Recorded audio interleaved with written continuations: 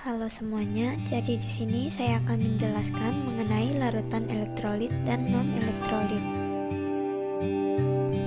Pada uji percobaan ini, larutan elektrolit adalah larutan yang memberikan gejala berupa menyalanya lampu pada alat uji atau timbulnya gelembung gas dalam larutan. Larutan non-elektrolit memberikan gejala berupa tidak ada gelembung dalam larutan atau lampu tidak menyala pada alat uji. Dari reaksi yang ditimbulkan pada larutan garam dapat dilihat bahwa lampu menyala terang dan banyak gelembung. Sedangkan pada air mineral, lampu tidak menyala dan tidak ada gelembung. Jadi dapat disimpulkan bahwa larutan garam elektrolit dan air mineral adalah non-elektrolit. Dari reaksi yang ditimbulkan pada hidrokoko dan Pocari Sweat dapat dilihat bahwa lampu sama-sama menyala terang dan sama-sama menyebabkan sedikit gelembung. Jadi dapat disimpulkan bahwa hidrokoko dan Pocari Sweat merupakan larutan elektrolit, namun sedikit lebih lemah dari larutan garam. Dari reaksi yang ditimbulkan pada cuka dan nutrisari dapat dilihat bahwa lampu sama-sama menyala redup dan sama-sama tidak menyebabkan adanya gelembung. Jadi dapat disimpulkan bahwa cuka dan nutrisari merupakan larutan elektrolit lemah.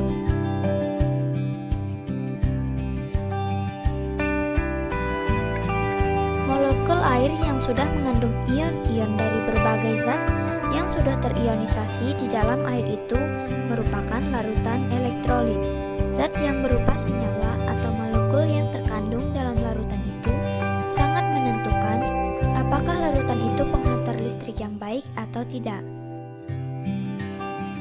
Apakah larutan itu sama dengan air? Sesuai dengan penamaannya yang mengandung kata larutan, artinya memiliki wujud berupa larutan. Apakah larutan itu sama dengan air biasa? Jawabannya tidak. Larutan tidak sama dengan air, melainkan merupakan suatu campuran yang bersifat homogen, yang terdiri dari dua atau lebih zat. Yang dimaksud bersifat homogen adalah larutan memiliki komposisi yang merata atau setiap bagian volumenya akan memiliki komposisi atau sifat yang sama.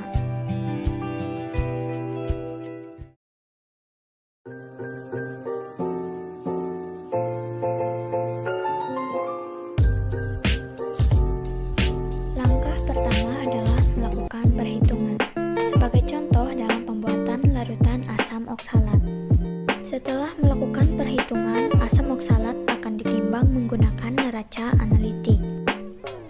Setelah ditimbang, kristal asam oksalat dilarutkan menggunakan Aquades. Larutan asam oksalat dipindahkan ke dalam labu ukur, lalu tambahkan Aquades menggunakan pipet tetes sampai tanda batas.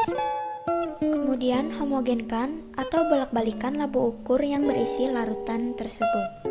Masukkan larutan NaOH sampai dengan batas 0 pada buret.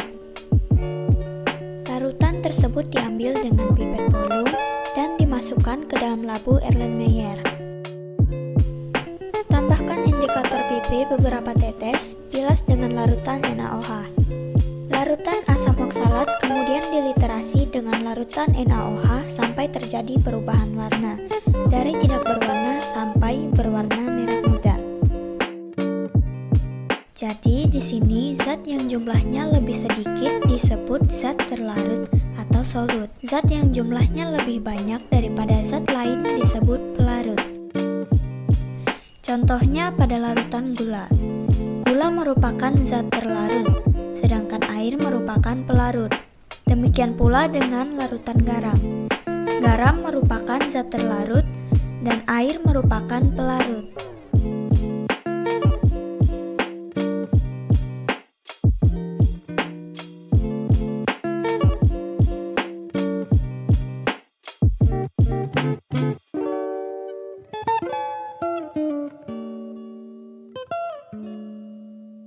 Pada gambar ini adalah contoh larutan elektrolit kuat, yaitu larutan NaCl di mana terdapat banyak ion yang terlarut.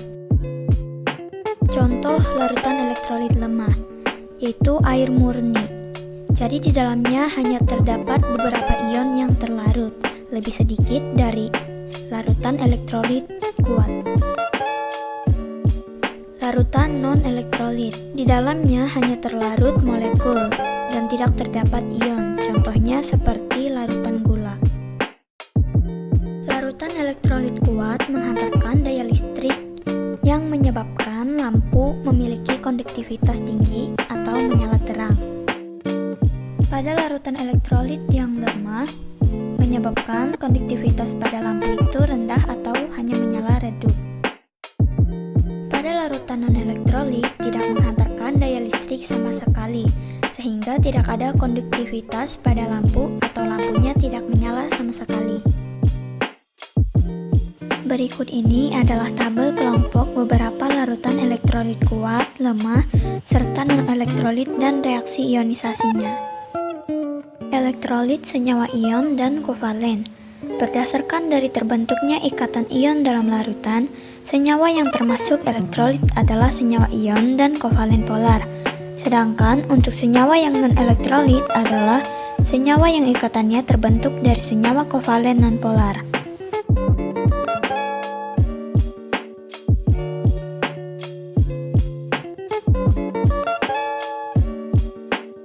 Bisa kita lihat pada tabel ini, perbedaan elektrolit pada senyawa ion, kovalen polar, dan kovalen nonpolar.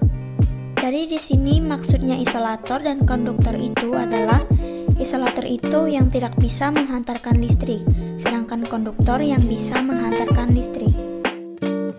Derajat ionisasi adalah parameter larutan elektrolit yang berupa perbandingan antara jumlah zat yang mengion dengan jumlah zat mula-mula.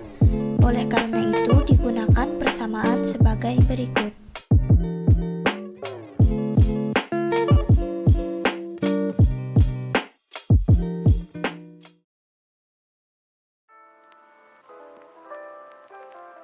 Manfaat dari larutan elektrolit maupun non-elektrolit banyak diterapkan dalam kehidupan sehari-hari.